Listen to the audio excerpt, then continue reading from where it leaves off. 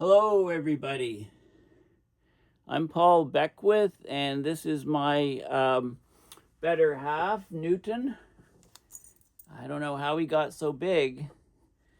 He had a 50-pound mother, poodle, and a 40-pound father, golden doodle.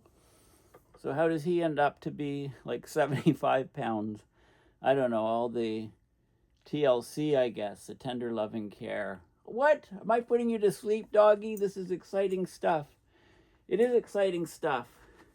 I'm going to talk about a startup that's been around for a couple of years, and it's a startup in a field of solar radiation management, or SRM, solar radiation methods.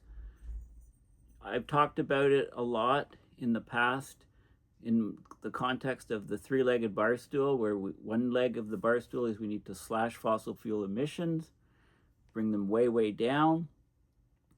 Another leg of the barstool is to remove carbon from the atmosphere, whether that be CO2 or methane. If it's CO2, it's known as CDR, carbon dioxide removal. But the third leg is solar radiation management, or solar radiation intervention, to actually block some of the sunlight to cool the planet so that we can buy time to do the other two legs of the bar stool. So there's a startup company called Stardust Solutions, which has a proprietary method using this. All I know is a white powder that they're looking at deploying in the stratosphere with 100-odd planes, and stays in the atmosphere for about a year, and it blocks sunlight. It's white, it's highly reflective, blocks sunlight. I don't know if there's anything else to it other than its color being high reflectivity, high albedo. So that's the idea. It scares the crap out of a lot of people, but you know what? We're heading in the wrong direction. Our fossil fuel emissions are at record high levels. Our extraction and production of fossil fuels like coal, natural gas, and oil are setting record high levels. We're getting extreme destabilization of our climate system, leading to extreme weather events around the world because we've completely mucked up the jet stream, slowed down, wavier, stuck in place. So we're getting torrential rains leading to floods. We're getting droughts in other places, approaching day zero, really serious droughts that are affecting millions of people.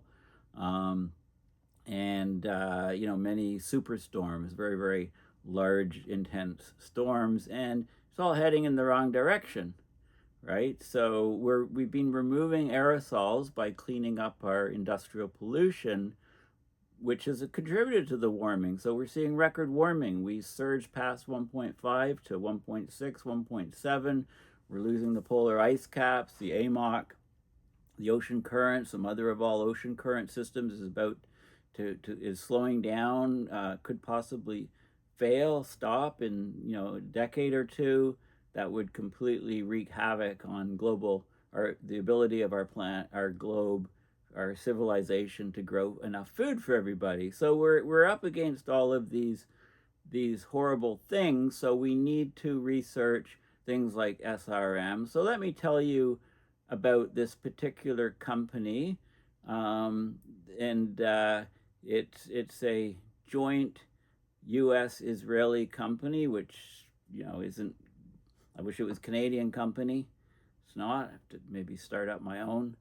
But anyway, it's they have $75 million of funding, and one of the large investment funding companies is actually run by Canada's ex-Prime Minister Stephen Harper, which blah. I mean, he if you're not conservative, you didn't like this guy, and Harper man, he was driven out years ago from politics.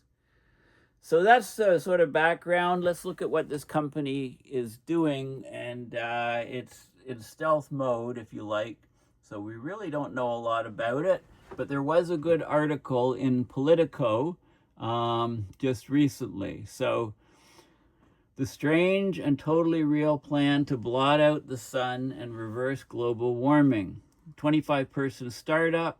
They're looking at technology to block the sun, to turn down the planet's thermostat. Stakes are huge. Company and its critics say regulations need to catch up. So I like this image here. The plane is deploying some sort of protection to reduce sunlight on the Earth. Interesting graphic. So this just came out last week, about a week ago, November 21st. And it's a detailed article. It talks about it from the perspective of this guy in Geneva, Janos Pastor, and he's been looking at he's worked for the UN. He's done a lot of climate stuff. He was a former UN climate official, and he's looked at the effects. He's looked at the issues behind solar geoengineering or solar radiation management. So he talked to the CEO of the Israeli-U.S. startup, and this company's claiming they've developed a special reflective particle and the technology to release millions of tons of it high into the atmosphere, with the intended effect to dim the light of the sun across the world and throw the global warming into reverse. So the company is called Stardust Solutions. Okay, and if you're a Star Wars fan, the Stardust project, you're probably familiar with. It's basically the project that the bad guys used to build the Death Star. So I'm not sure if this is, as it says in this article, maybe not the best choice of names. So, this is going to happen. If it's going to happen, we got to do it right, because we're not doing anything else. We're not doing anything really to cut emissions. It's not working, whatever we're doing. I mean, it's all talk, hot air. The recent COP30 was just a long line of COPs, and they're even scared to mention fossil fuels. And, if you read Scientific American, there's a good article called The Pivot to Plastic, right? To keep profits rolling in, oil and gas companies want to turn fossil fuels into a mounting pile of packaging and other products.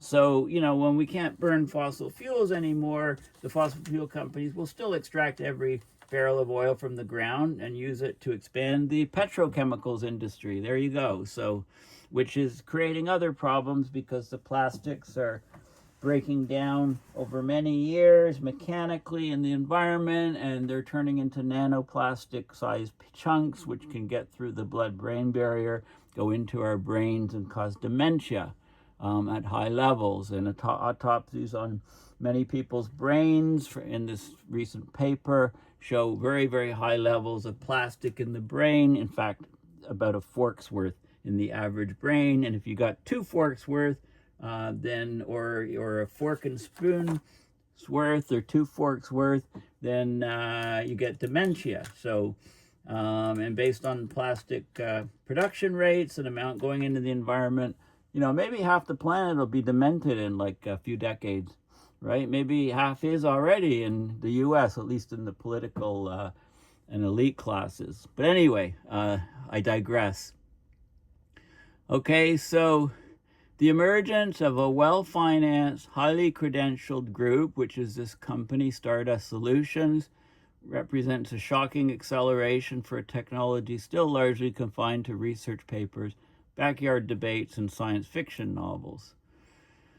Okay, so the CEO of Stardust, Yana Yedvab, nuclear physicist, once the deputy chief scientist at the Israeli Atomic Energy Commission, right? The company contacted this guy because of his UN connections. They wanted him to write a report on how to build public credibility to land government contracts for sunlight reflection. Okay, so they talk about the Star Wars Project Stardust. the code name the bad guys in the Galactic Empire used for the Death Star, a weapon used to destroy entire worlds. There you go. Poorly chosen, perhaps. But, you know, we need to research this technology, right? The terms for it: solar geoengineering, stratospheric aerosol injection, solar radiation management, right? I've talked about the need for this for many, many years via my three-legged barstool, the Healthy Planet Action Coalition, which my friend Herb Simmons is greatly involved with, calls it the triad. You know, what I call the three-legged barstool. I think three-legged barstool is catchier. But anyway, the company and their president, the company, they're claiming that with their technology, we can have the power, humanity can have the power to turn down the sun. Barely anyone on the planet would even know. What's more, that untested power was now effectively for sale. In a world of rising chaos, science, sci-fi, I don't know what this is, fi-piled, sci-fiction, you know. Anyway, billionaires, different individual countries, private companies, you know, everybody's looking at this. There's almost no international laws regarding the deployment of SRM. Okay, so the company, you know, but I mean, what can we do? Like, we've made huge advances in clean energy, but greenhouse gas emissions are still rising, record high levels. We're missing targets, especially the 1.5 Celsius from the 2015 Paris Agreement. You know, we've got large countries of climate deniers now, and it's worsened in the last few years. Meanwhile, we have all these terrible events happening around the world: climate disruption, extreme heat waves, uncontrolled wildfires, floods, droughts, spread of tropical diseases, collapse of the world's coral reefs, right? And these things are all getting worse very, very quickly. We're going to see mass wildlife extinctions, human conflicts, and migration from climate disruption. Okay, so how can we, what do we do? I mean, can we monitor this? You know, UN Secretary General Ban Ki-moon urged governments to take solar geoengineering seriously. This is, you know, many years ago, but he's never advocated for its use, right? We need to know what it can do. So what Stardust is doing, right now there's virtually no oversight. The company on their, you know, they've got a rudimentary website, which I'll show you some things about.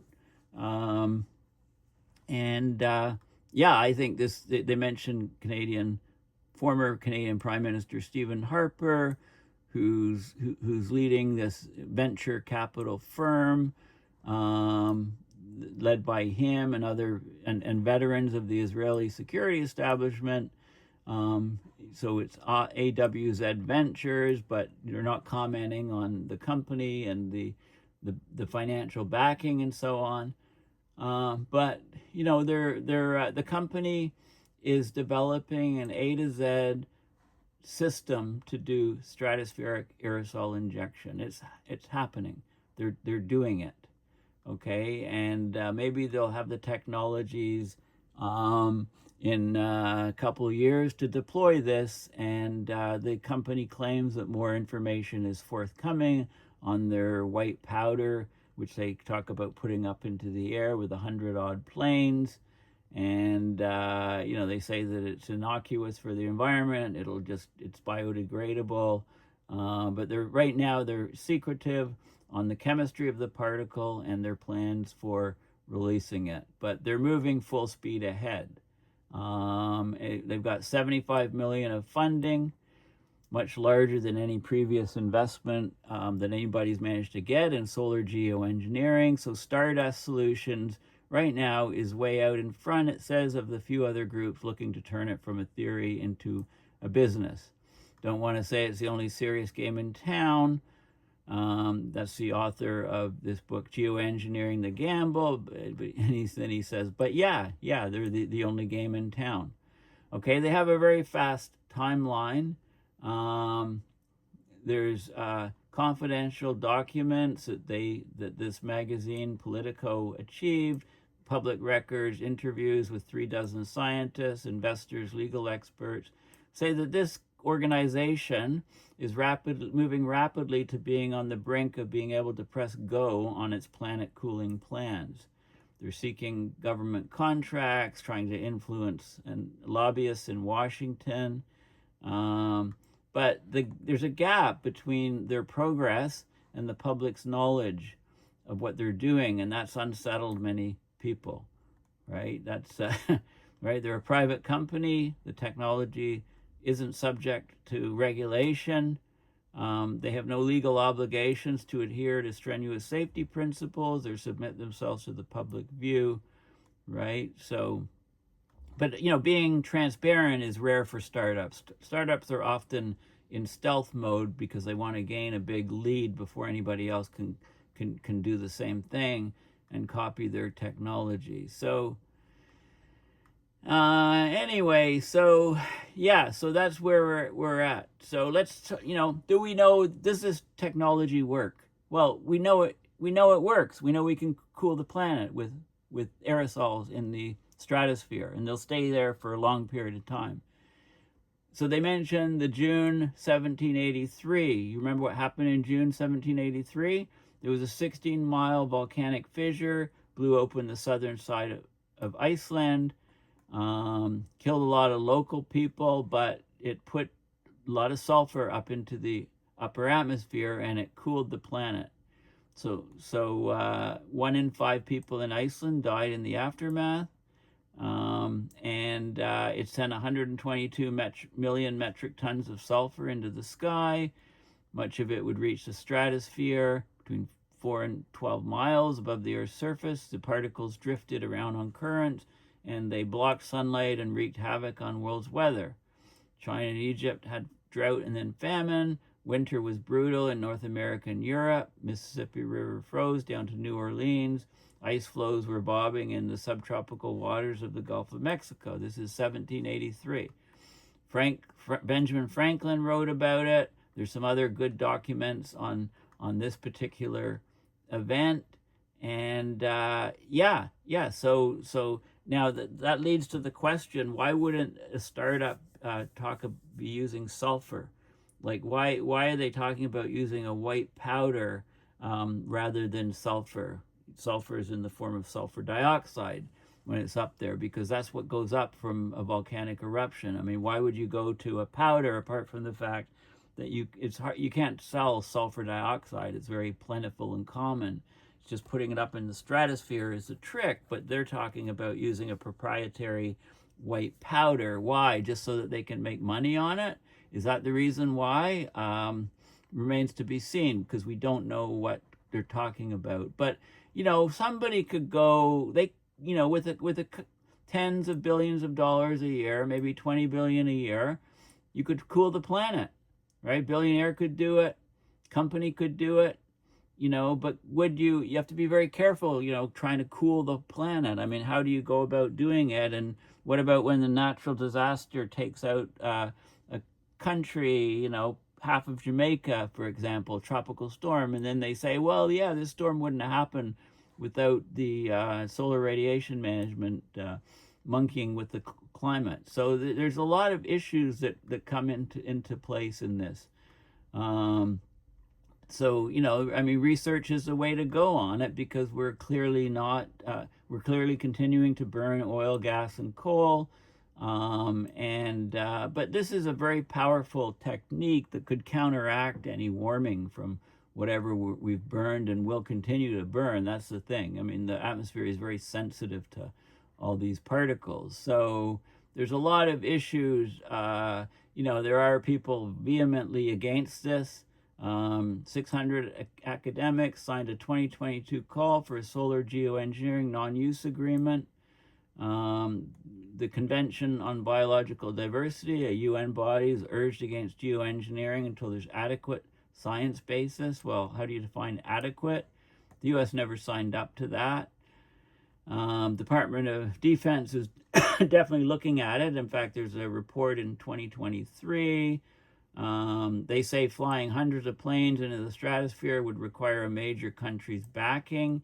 I mean, one question that I wondered is about, could you, put up high altitude helium-filled zeppelins or blimps, and could you bring equipment up to the top of a mountain and just, you've got a mountain in the jet stream and just deploy it from there from the land on top of a mountain, right? I mean, there's lots of different questions, but anyway, it's very important to kind of read this article. I'm giving you the link on it, and like it goes. I'm only halfway through. I mean, I'm not gonna just read you the whole thing, but there's this is the guy they contacted, at a UN conference, and Greta's book, the climate book. I mean, it goes on. It talks about, but this is being looked at seriously, and there's serious money going into it. I'll just show you a couple of these things. So Stardust Solution, solar radiation management, annually dispersing. This is from a slide deck from a couple years ago, I believe. So annually disperse 1 million tons of sun-reflecting particles, or magic white powder. That's equivalent to about 1% extra cloud coverage. And then they show this is the temperature over time, business as usual, COP26 commitment. So this is dated a bit. Stardust small-scale deployment, flatten the temperature, and large full-scale, bring the temperature rise down to 0, right? Instead of bring it back down to pre-industrial levels. And they say, 1 gram of stardust, one ton of CO2. It's the only technologically feasible solution. Stardust SRM will counter the overall global warming effect of greenhouse gas emissions over the last 150 years. So that's the idea. And they had a timeline. This is from what, 2023 deck or something? 2023 pitch deck from Stardust.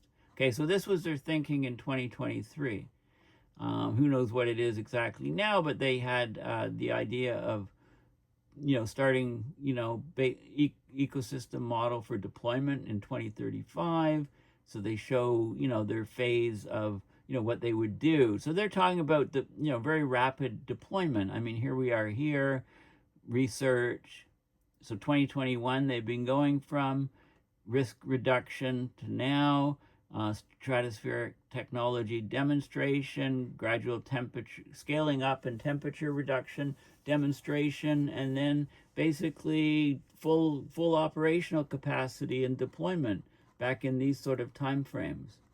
Okay, so these guys are serious. This is a 2023 pitch deck to get investors, and they got investors. So, this is like, the particles, they say safety to humans, effective, you can make them, production capability, they're affordable, they're inert, minimize ozone damage, compatible with the dispersion system, high altitude aircraft, right? So this is, and I think they mentioned, remember, the Al Pacino, in Scarface, the movie Scarface, Al Pacino's paranoid drug lord was sitting at a desk on a small mountain of cocaine, white powder.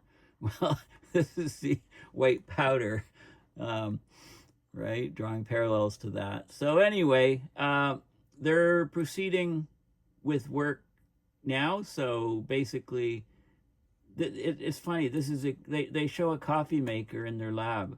Equipment in Stardust Laboratory, and you see this device here. It looks like a juicer or something, coffee maker. I don't know. Anyway, maybe this is a joke. Equipment in their lab. So anyway, definitely, I hope I've sparked your interest to have a look at this article. The last chance to cool the planet. Interestingly, this guy in Geneva, he said that he's walking in a park, and near his window, near where he lives. And he says there's a bunker, and it's one of roughly 360,000 public and private fallout shelters built by the Swiss during the Cold War. Is this a typo? Is this like 36,000 maybe? I don't know. I mean, that seems like a hell of a lot of bunkers, one every square foot. You know, it's not a huge country. It says, to this day, many are fully stocked with emergency supplies. It's an enduring symbol of Swiss wealth and caution. It's also an alpine hedge against human nature, a bet that someday soon all the safeguards will fail, we'll be faced with only bad choices, right? So there you go. You know, the Swiss love putting holes in the ground, putting stuff in the holes. Mostly it's gold. I mean, you mine gold and you smelt it and you make gold bars and then you go stick it back in the ground so nobody will steal it, right? The Swiss love doing that sort of thing. But anyway, this is a very serious article about a very serious company which is looking at saving us all on this planet, deploying ways solar radiation management particles to block some sunlight and cool the planet. Okay, so have a look at this and check out their website. Their website is very rudimentary. This is there's very little on it. They say Earth's climate's fluctuated throughout history. We've been in a Goldilocks zone, but now we're leaving that Goldilocks zone. We had the hottest year on record, 2024. Changes are accelerating. We're deviating from that safe zone. So more extreme weather, mass migration, crop failures, resource conflicts happening now. So we need a different class of solutions, one that works at a planetary scale. This is about the only thing that does. It would buy us time and protect us from overheating. I think they've copied some stuff I wrote years ago, or they watch my videos anyway. So sunlight, they call it sunlight reflection technology, potential to cool Earth safely, rapidly, reversibly, right? So nature has already proven that it works. The Earth's atmosphere is full of small particles, aerosols that reflect the sun's rays, clouds being a prominent example. Natural atmospheric events have repeatedly demonstrated that reflecting sunlight can cool the planet. Talking about volcanic eruptions that put sulfur dioxide up into the stratosphere, where it blocks sunlight, cools the planet, and then takes 3 to 5 years to come out of the stratosphere into the troposphere, lower layers, and then be washed out. Okay, so they're looking at a full stack solution to deployment, as something they can deploy to reflect minute amounts of sunlight, less than 1%. Deploy the particles high altitudes, are made from human safe materials, and then have real-time atmospheric monitoring just to measure the Earth energy imbalance, the albedo, all these things, and see whether it's working or not to stabilize the temperature. So they talk about, they say that they're going, in the beginning of 2026, they say they're going to start publishing key findings of their research with their esteemed academic collaborators in the peer-reviewed literature. So we'll find more about their particles and what's going to happen as we go into the new year in 2026. And then they have some guiding principles and a frequently asked question thing. So some of the guiding principles, you can imagine what they're talking about: safety, assess the research questions, do a risk versus risk framework. This is very important because we often say, well, this is too risky.